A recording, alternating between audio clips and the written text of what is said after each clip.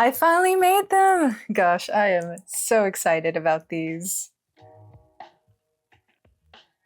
If you're new here, I'm Paloma, I'm an illustrator, and I love to illustrate whimsical creatures and critters. I used to be an artist that wanted to pursue the games industry, but now I am pouring all of that energy into building my own art business. So this video is really about what my plans are for 2026. What do I want my business to look like? What is sort of the roadmap that I have in mind for it? So there are really 4 areas that I want to focus on. First one, and most important, is just making more work. I need a lot more work in my portfolio.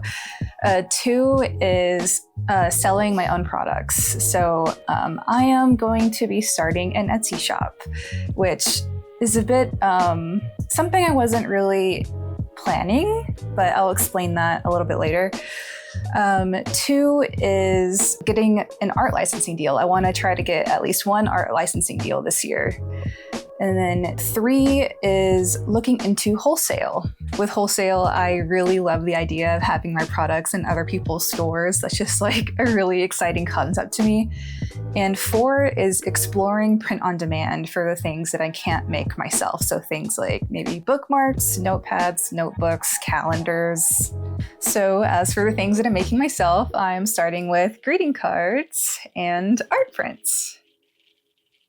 You know, to be honest with you, if you would have asked me like months ago, I probably would have told you that I had like 0 interest in making anything myself. Like I was really set on finding like a print on demand service for literally everything. And then I actually tried to look for greeting card print on demand services. And I just like couldn't really find anything that was satisfactory to me. And after like talking with some close friends, I became more excited about the idea of creating them myself. Like I'll have full control over the quality. I can print stuff whenever I want. I can, you know, print on demand from my house. And I also really enjoy the process of printing the cards, scoring them, cutting them, folding them. Like being able to physically work with these with my own hands kind of like elevates the relationship I have with my own artwork.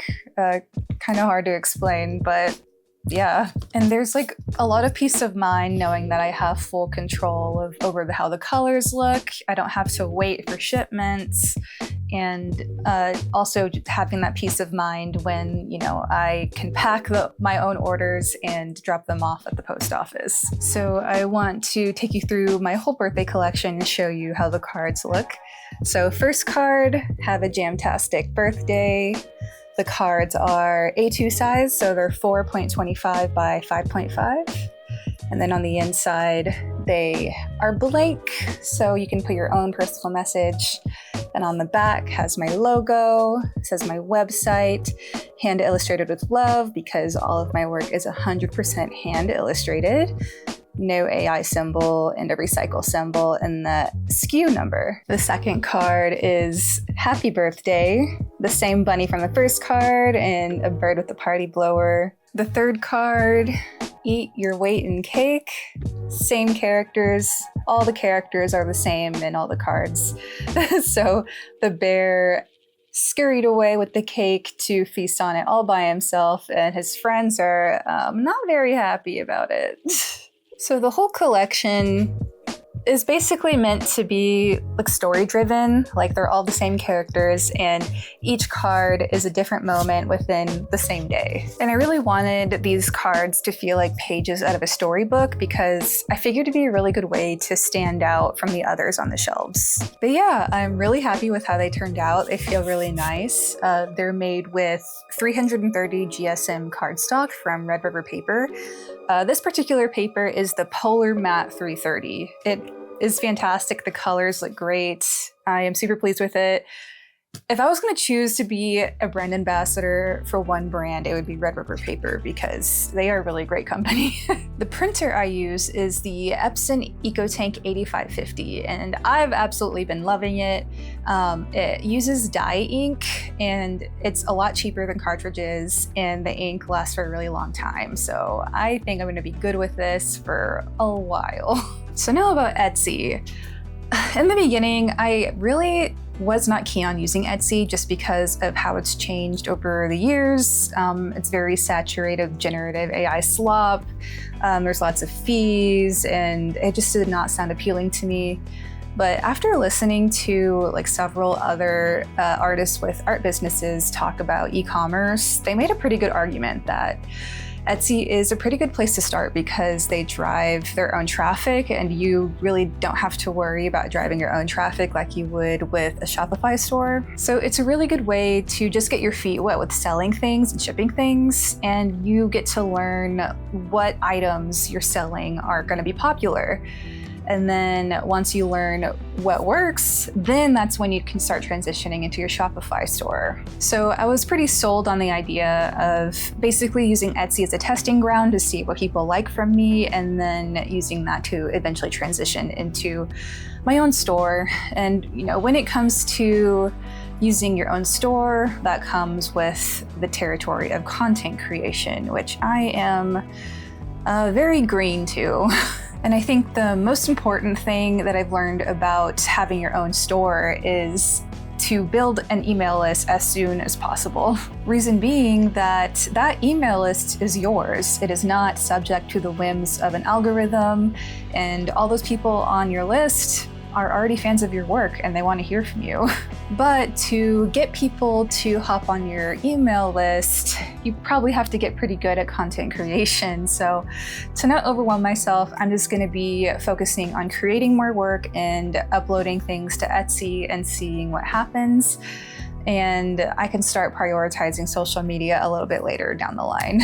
But before I leave the topic of email lists, if you would be interested in knowing when I launch my Etsy shop, I will put my email list link in the description, because I will be telling my email list first when I will be launching my Etsy shop. With my email list, I will only be sending out emails once a month, mostly about, things that I am up to creating that I plan to put in my shop. And people on my list will be first to have access to perks or deals or anything like that. So to sort of map out my art business plan in a more linear way, first thing I'm going to be focusing on is just making more work, period. More collections for prints and greeting cards. And then I'm going to be posting those on Etsy to see how they do. And as I build more collections, I'm going to be setting up my wholesale catalog and also sending out pitch emails for art licensing. And while I'm pitching for art licensing, I think I'm also going to be pitching for wholesale to stores who I think will be a good fit to carry my work. And during this whole process of making new work and new collections, I think I want to push my email list a bit more to slowly build it up for when I later decide to move on to my own store. So I think all that is going to be occupying the majority of my year. I honestly don't think I'll get to focusing on content creation until a bit further in the future. But yeah, I think art business is really just a thing you figure out as you go along. So, I have a rough plan, but I don't have everything figured out. So it's really just about tackling problems as you get there, crossing the bridge when it comes. I'm pretty excited, and I'm also feeling pretty optimistic. Like, I know a lot of people are pretty doom and gloom because of the current climate. I just kind of refuse to believe the doom and gloom. People are still buying art every day, and if other people can create a successful art business that gives them a living income, there's no reason to believe that I can't either. And as the world is becoming more saturated with generative AI, I kind of see it more as an opportunity, and I think people are becoming more and more sick of it, and they're actively seeking authenticity. So I think this is a good opportunity for artists to really put themselves out there. So as for YouTube, I really don't have a set schedule for it. Like I said, content creation is really not a priority right now.